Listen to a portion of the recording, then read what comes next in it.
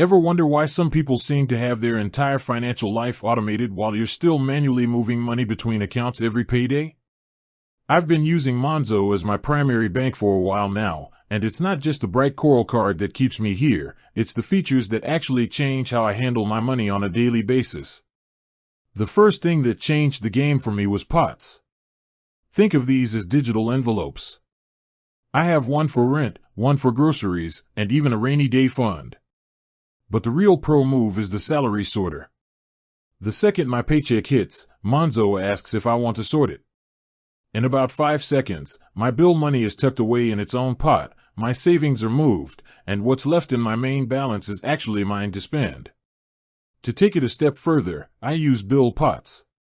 You can set your direct debits, like Netflix or your phone bill, to come directly out of a specific pot rather than your main balance. It means I never accidentally spend my rent money on a Saturday night out because that money isn't even visible in my available spend. Then there's the roundups feature. Every time I tap my card, Monzo rounds the transaction to the nearest pound and puts the spare change into a savings pot. It sounds tiny, but after a few months of buying coffees and groceries, I usually look at that pot and find 50 or 60 quid I didn't even realize I'd saved.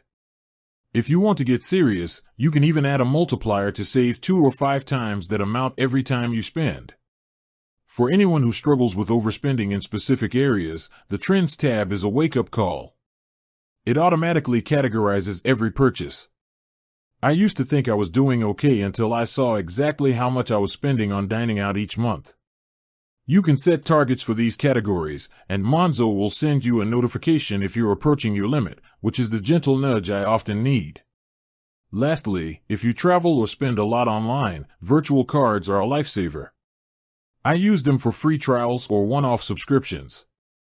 If I don't want to get charged again, I just delete the virtual card. Plus, spending abroad is seamless with no hidden fees and the real-time exchange rate, which makes it my go-to card for every holiday. With that said, thanks for watching and until next time.